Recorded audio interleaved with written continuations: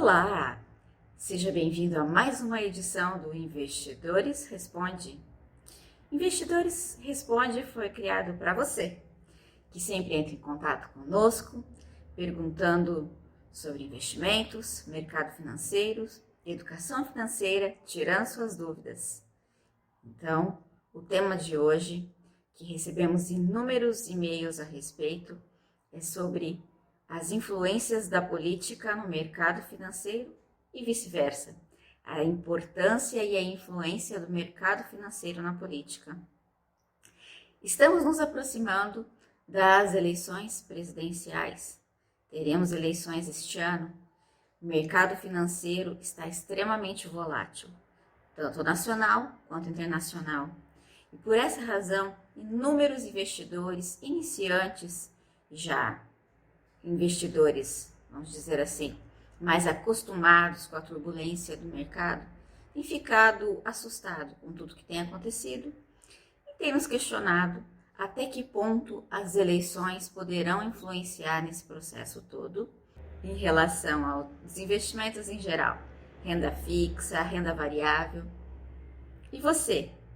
Você também está preocupado sobre os rumos da economia brasileira, os rumos do mercado financeiro pós-eleição, durante o período de eleição?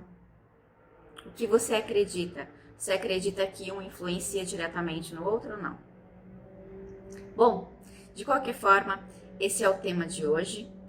Eu sou Regiane Alves, editora do Investidores Brasil, e estarei aqui passando um pouquinho para vocês desse cenário todo que nós estamos vivendo e que viveremos até o mês de outubro, quando teremos as eleições presidenciais.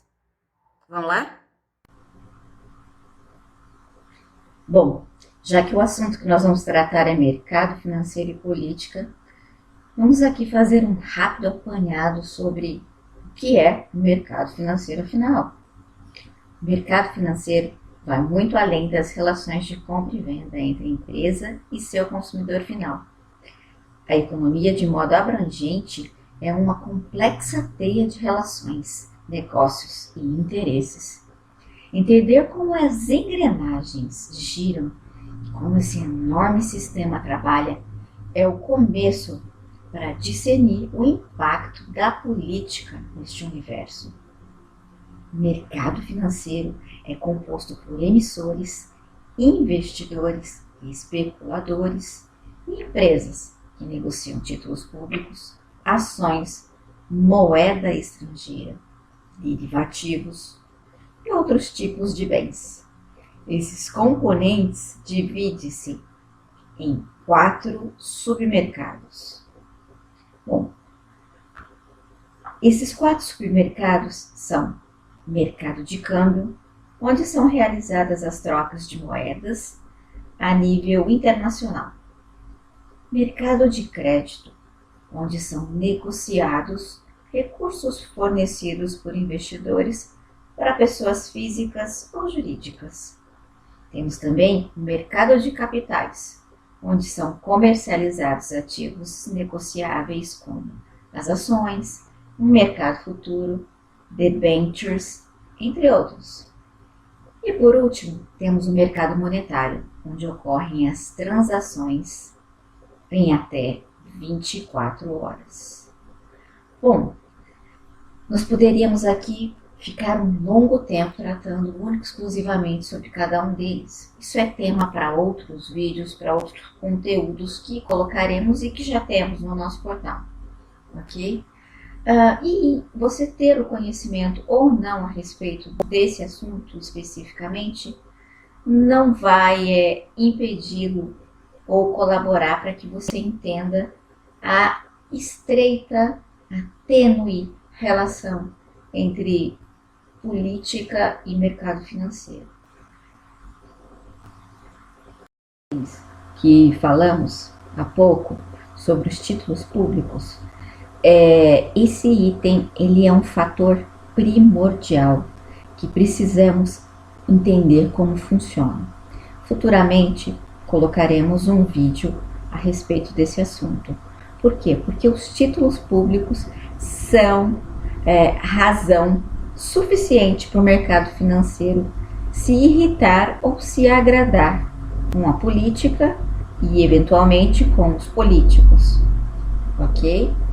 Mas nós vamos tratar isso num outro conteúdo.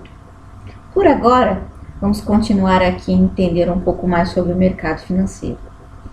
Você pode estar se perguntando se o mercado financeiro é composto por empresas, investidores, emissores e especuladores. Por que a política interfere no mercado financeiro? Ok, para começar a ilustrar esse paralelo, lembre-se de um cenário real que acontece em todas as eleições. Quando um candidato possui grande parte das intenções de voto, independente do cargo que esteja se candidatando, possui propostas para alavancar o setor econômico, a bolsa de valores dispara e o dólar cai. Por outro lado, se o candidato que detém o favoritismo na corrida eleitoral apresenta um posicionamento e um plano de governo que não favorece o mercado financeiro, a bolsa enfrenta queda e o dólar sobe. Isso normalmente acontece em qualquer eleição, ok? Considerando também que hoje em dia já foi comprovado que em muitos casos existe a manipulação de opinião pública de acordo com pesquisas compradas ou manipuladas. Mas não vamos entrar nesse mérito agora. Bom, essa questão de bolsa sobe, dólar cai e vice-versa acontece porque da política que vêm as decisões e influências macro e microeconômicas e que impactam na inflação, na taxa de juros, na bolsa de valores. Dessa forma, como a política e as decisões políticas afetam diretamente o mercado financeiro,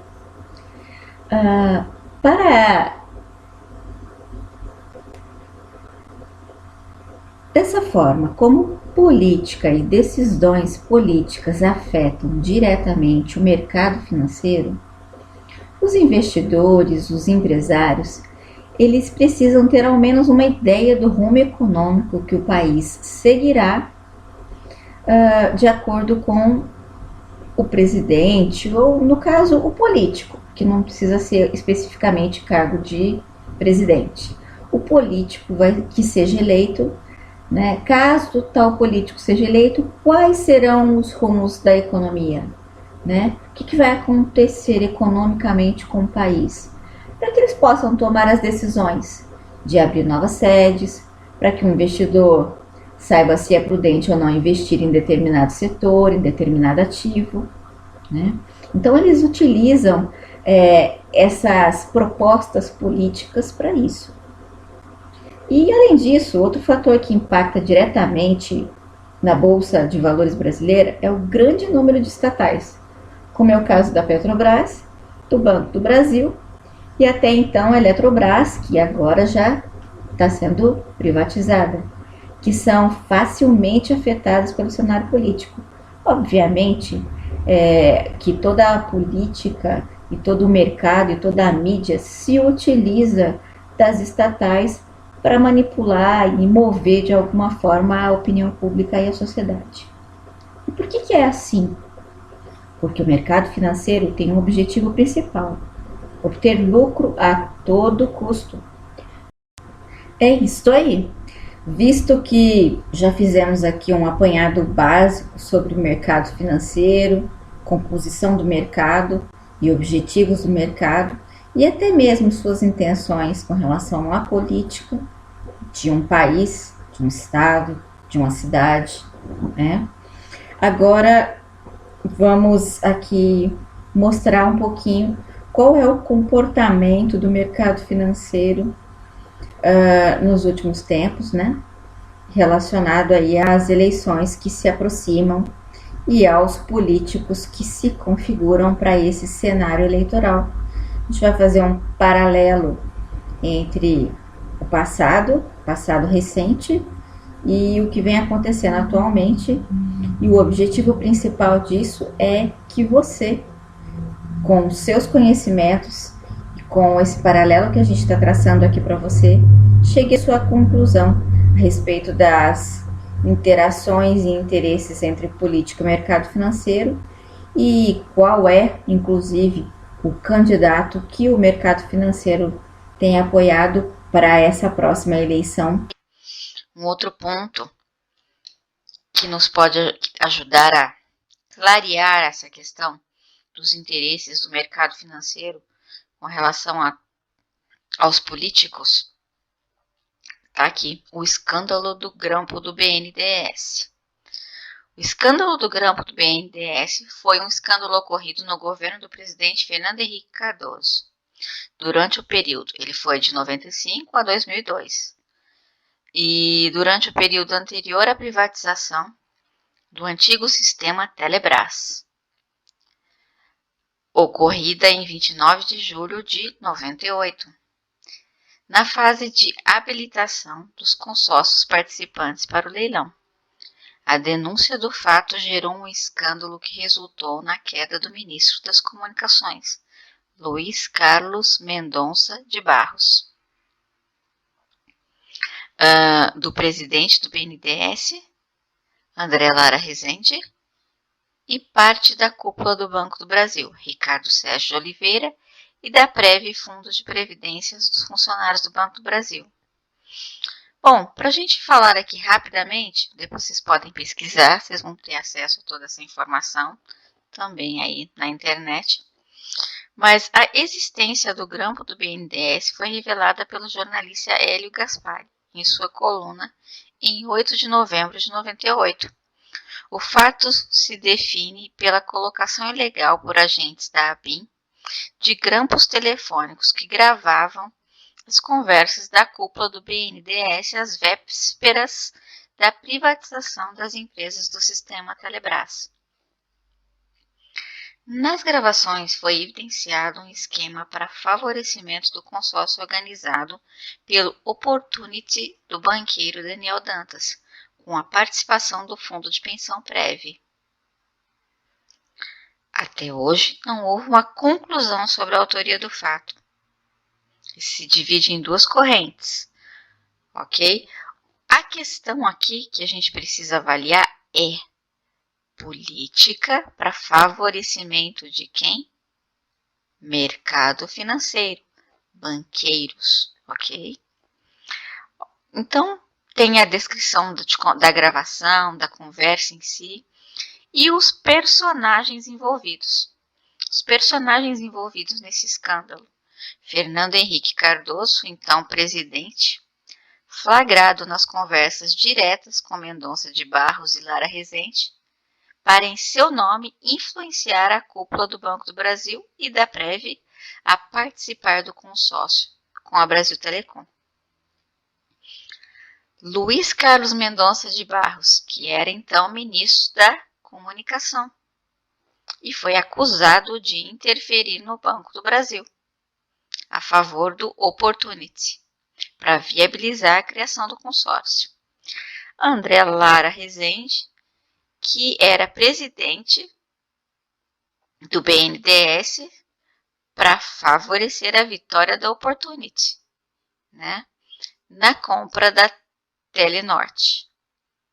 Daniel Dantas, banqueiro do Banco Opportunity e Brasil Telecom. De acordo com o conteúdo dos grampos, Mendonça de Barros e Lara Rezende queriam que Dantas fosse beneficiado no leilão. Ricardo Sérgio de Oliveira, diretor da área internacional do Banco do Brasil, que acertou a fiança do Banco do Brasil ao Opportunity, né? E ainda mais 2 funcionários da ABIN. Então aqui temos o que? Política e mercado financeiro. Interesses, ok? Curiosamente, nós temos aqui no Pensar Não Faz Mal a Ninguém, que é do Blogspot, nós temos aqui esse conteúdo. O irmão do Luiz Carlos Mendonça de Barros é José Roberto Mendonça de Barros, e ambos são bons, ok? Ele foi escrito por Raquel Landim em 2/11/2014.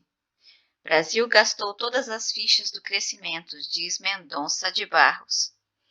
Ok, temos ali 2 Mendonça de Barros, né?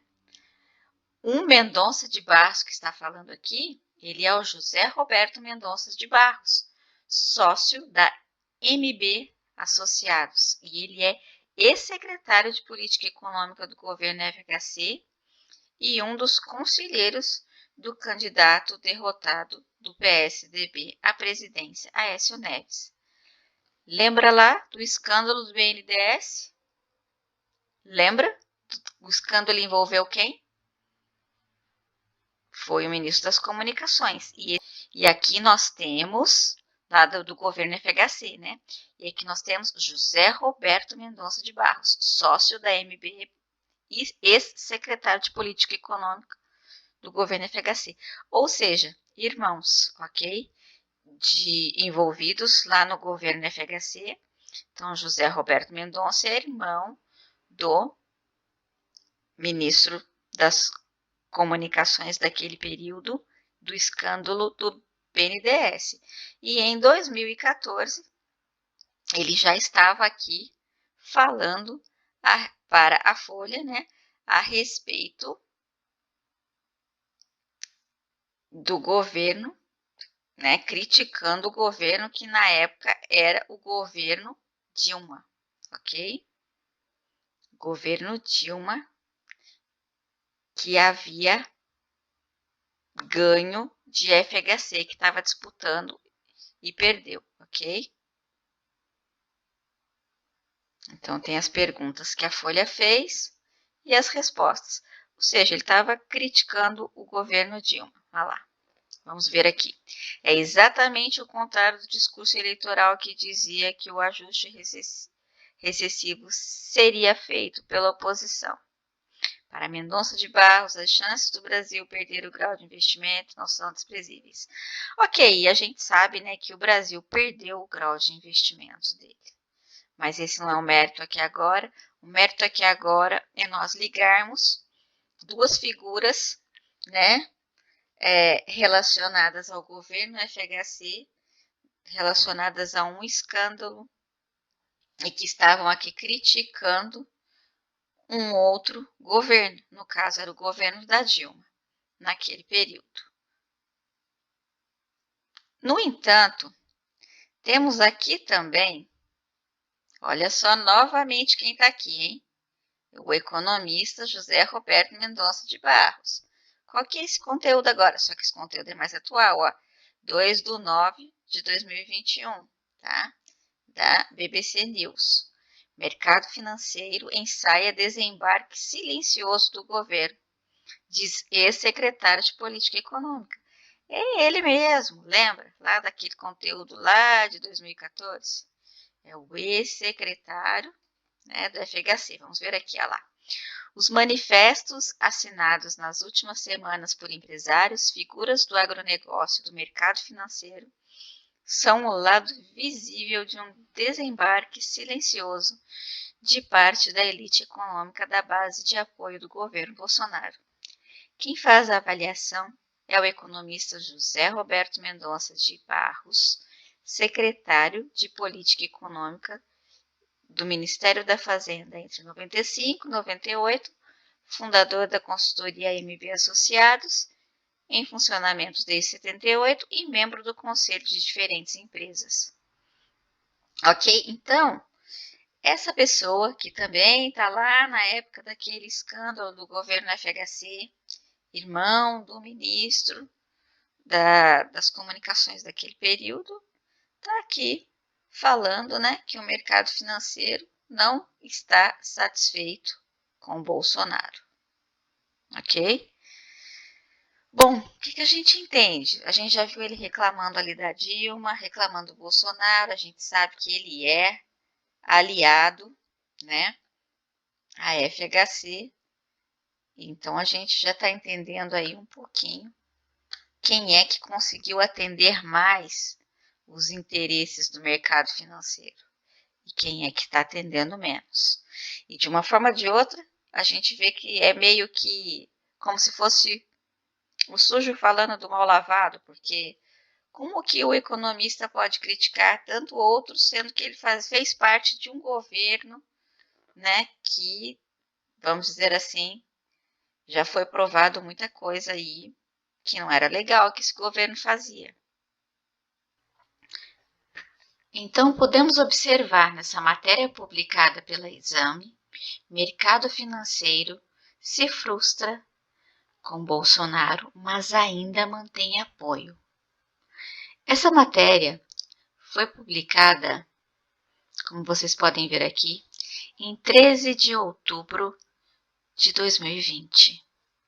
E nela, o que se trata é, tanto pela forte posição do presidente, quanto pela indefinição de outros nomes com chances eleitorais, a estratégia atual do mercado é a de esperar para ver. Ok? Aqui mais abaixo temos: se ainda tinha esperanças de uma agenda robusta de reformas, austeridade fiscal e privatizações daqui até 2022, o mercado financeiro perdeu de vez as ilusões durante a pandemia. A gota d'água em um copo já cheio de mágoas pelo não cumprimento de promessas político-econômicas veio há 2 semanas, quando o governo ameaçou dar uma pedalada fiscal para financiar o Renda Cidadã, programa de distribuição de renda que é a atual menina dos olhos do presidente Bolsonaro. Bom, o que fica claro aqui para a gente é que há 2 anos, quase 2 anos atrás, o mercado financeiro já começava a esboçar a sua insatisfação com o governo atual. No entanto, como já tratamos aqui, as mídias, elas são financiadas pelo mercado financeiro. E por essa razão, a forma como elas colocam a informação, a forma como elas preparam o terreno, sempre tem cunho político-econômico de algum dos lados, ok? Nesse caso, o mercado financeiro está expondo o que vai fazer, né? Caso o governo continue privilegiando a sociedade em detrimento dos interesses do mercado financeiro, ele está deixando claro, vamos desembarcar do governo Bolsonaro. E está deixando claro, vamos colocar a culpa no governo. Não vamos deixar claro que é porque o governo não está fazendo aquilo que nós esperamos que ele faça em nosso benefício. Porque isso é o nosso objetivo, nosso benefício, não sociedade. Se o mercado financeiro estivesse preocupado com a sociedade, ele estaria contente do governo estar aí buscando privilegiar programas sociais. E não é isso que acontece, ok? Só que também não divulga dessa forma. Perfeito? Então vamos continuar observando. Continuando a nosso passeio, a nossa viagem cultural pelas mídias do nosso país, para chegarmos a alguma conclusão, temos agora uma outra reportagem da Veja. A conta criada por Bolsonaro que está deixando o mercado de mau humor. A PEC das bondades já está sendo precificada com elevações na curva de juros e na valorização do dólar. Ou seja, colocam o governo como responsável por valorizar o dólar, sendo que a valorização do dólar ela vem acontecendo em todo o mundo, porque o dólar ele é a moeda global, ele é a moeda forte mundial, né? Mas de acordo com a Veja e com esse título aqui que estamos vendo, o mercado financeiro diz que a responsabilidade pela valorização do dólar é do governo Bolsonaro. Essa matéria foi publicada recentemente, em 6 de julho de 2022, ok? Então, agora já estamos aí com o mercado financeiro culpando Bolsonaro pela valorização do dólar. Como se não bastasse o momento de inflação global e as incertezas com o Covid-19, e a guerra no leste europeu, a criação de novos gastos pelo governo Bolsonaro está deixando o mercado financeiro muito irritado.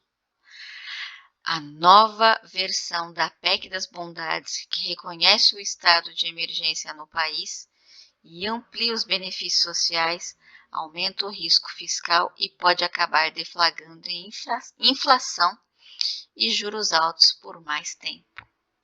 A curva de juros reflete tanto a política monetária no que se refere às expectativas do mercado na condução da taxa básica de juros, quanto o risco fiscal, segundo Simone Pacianotto, economista-chefe da Hedge Investimentos. Os prazos mais curtos estão mais correlacionados com a política monetária, enquanto as de longo prazo refletem mais a política fiscal do país.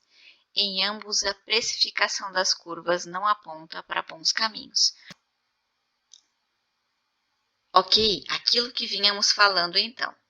O governo vem trabalhando em benefícios sociais, ele vem trabalhando de forma a ajudar a sociedade a melhorar a situação econômica da sociedade de uma forma geral, a qual não é responsabilidade do governo. Por quê? Porque a gente sabe que o governo já pegou o país numa situação extremamente difícil, e aí então passamos pela Covid, uma pandemia, estamos passando, porque não acabou, né, pela guerra Rússia-Ucrânia, e também agora uma recessão americana, uma recessão, um problema aí econômico global, né? E se formos avaliar, o Brasil, de todos os países, é um dos que tem aí menos problemas nesse ponto todo global, ok? Bom, mas continuando, o mercado financeiro, através de uma economista que trabalha para uma empresa do mercado financeiro, né? Como também já havíamos falado que economistas, eles falam aquilo, né? Eles são os especialistas e eles falam aquilo com muita certeza para as pessoas e a maioria da população compra, né? Mas sabemos que não funciona bem assim como vem sendo dito. Mas o mercado quer deixar claro para a sociedade que o Bolsonaro não é bom para a economia, que ele não é bom para o país. Na verdade, ele não tem sido bom para o mercado financeiro. Como vimos anteriormente, o mercado financeiro tem criticado o atual governo e uma das justificativas é referente à alta do dólar. Ok, então, para exemplificar ainda mais aquilo que dissemos a respeito de a alta do dólar não ser especificamente uma questão do governo, está aqui uma outra matéria recém-publicada que fala que o valor do euro ficou mais baixo que o dólar pela primeira vez em quase 20 anos. Isso aconteceu no último dia 13 de julho. A moeda europeia estava valendo 0,998, mas na sequência ela subiu e voltou a $1. Ok, de uma forma ou de outra, o que está falando aqui é que o euro também, tá? Que a moeda da Europa se desvalorizou, ok? E isso se deve ao quê? O cenário reforça as expectativas de que o Fed, que é o Federal Reserve, que é o Banco Central dos Estados Unidos, deve aumentar a taxa de juros para tentar conter a inflação. Isso é de acordo com a agência de notícias Reuters. Fala aqui também da questão da crise energética que está acontecendo no mundo todo, que é responsável pela essa elevação do dólar. Ok? Então, esses são pontos importantes que precisam ser levados em consideração quando se fala de câmbio, no caso dólar ou qualquer outra moeda. E o mercado financeiro está culpando exclusivamente o governo brasileiro pela alta do dólar e não fala da crise do desabastecimento de gás, da questão toda da alta das commodities, da inflação, da recessão americana que vem, né, cada vez mais se aproximando. Tudo isso influencia na questão de câmbio, não exclusivamente o governo brasileiro. Aqui estamos nós. Reforma elevaria imposto de média e grande empresa em até 72%. Conteúdo que saiu em 5 de julho de 2021, portal UOL. Cálculos do Instituto Brasileiro de Planejamento e Tributação apontam que a proposta de reforma tributária do governo inclui a alteração do imposto de renda, deve aumentar em até 71,5% o imposto pago por médias e grandes empresas. Continuando aí o nosso passeio pelas medidas aplicadas no governo atual que realmente desagradaram muito o mercado financeiro, temos aí o PIX, criado pelo Banco Central do Brasil. O tamanho do prejuízo que o PIX pode causar aos bancos. Os lucros bilionários dos bancos podem diminuir consideravelmente. Conteúdo de 11 de setembro de 2020. 2 anos praticamente depois, os bancos, estão aí amargando cada vez menores resultados por conta desse PIX, que ajudou a sociedade, mas prejudicou os bancos. Então vamos lá. O PIX é uma importante novidade para o setor financeiro do Brasil, garantindo uma nova maneira de transacionar valores de forma rápida e por muito menos. Mas o que isso quer dizer para os bancos e instituições financeiras que lucram justamente com taxas em cima dessas operações? De acordo com a estimativa da Morgan Stanley, durante 2019, os bancos brasileiros tiveram lucro de mais de 2,2 bilhões de reais, com taxas em transferências por TED e DOC. Mais de 5 bilhões através da emissão de boletos e quase 35 bilhões de reais nas taxas de manutenção de conta corrente. Bom, então aí já entendemos, Olha só, temos também aí lei, para que todo cidadão tenha direito a ter conta bancária sem taxa. É uma conta mais simples, mas é um direito do cidadão ter uma conta bancária sem ter que pagar aquelas tarifas bancárias, tá? Então, tudo isso aí é fonte de renda dos bancos que foi cortada pelo governo. Dá uma olhadinha no tamanho desses números para entender aí o aborrecimento do mercado financeiro e o desespero do mercado financeiro em ter aí algum político que realmente trabalhe por eles, para eles. O PIX tem como principal objetivo trazer muito mais facilidade nas transações financeiras de diferentes tipos. Curiosamente, os seus fundamentos se assemelham ao do Bitcoin e de outras criptomoedas. Ao tirar o intermédio dos bancos, os lucros bilionários de anos passados podem diminuir consideravelmente. Claro, essa não é uma movimentação causada apenas pelo PIX. Existe o avanço tecnológico, E aí a gente está falando aqui também, dos bancos não tradicionais, como o Nubank, Que já vinham aí oferecendo benefícios, cartão de crédito sem anuidade, várias outras coisas, Que os bancos tentaram fazer com que o governo bloqueasse, acabasse com esses bancos digitais, facilidade de contas gratuitas até para pessoa jurídica. Só que como eles não conseguiram, aí eles começaram a comprar esses bancos, Tanto que os bancos maiores hoje em dia são donos da maioria desses bancos digitais. A gente vai falar sobre isso em outros conteúdos. Considerando o grande interesse das empresas no lançamento do PIX, podemos esperar uma grande migração para um novo tipo de pagamento. Afinal, quando há oportunidade, o usuário sempre optará por pagar menos e ter mais eficiência. Ok? Então, a gente está vendo aqui outra razão pela qual, o mercado financeiro está muito insatisfeito com o governo. Existem várias outras, ok? São muitas, realmente são muitas. No entanto, Tem também a questão, né, da limitação do crédito rotativo por cartão de crédito. O cartão de crédito também era uma outra fonte abusiva de renda dos bancos. Isso daí já foi bastante modificado em benefício do usuário pelo governo, ok?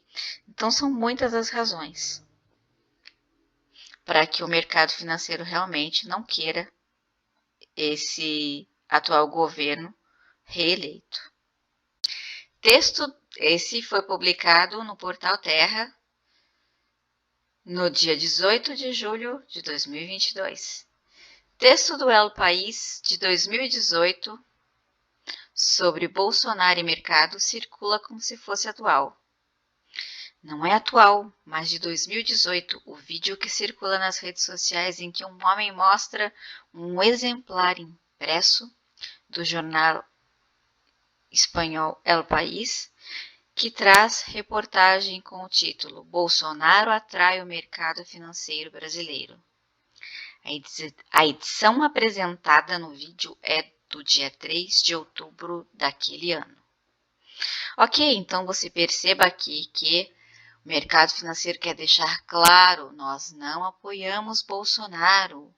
Aí eles vão dizer, porque Bolsonaro não é bom para a economia, Bolsonaro está afundando o país. Bom, e aí, qual é a sua opinião depois disso aí que a gente já vem mostrando e já vem falando? Tem alguma opinião formada? Ainda não?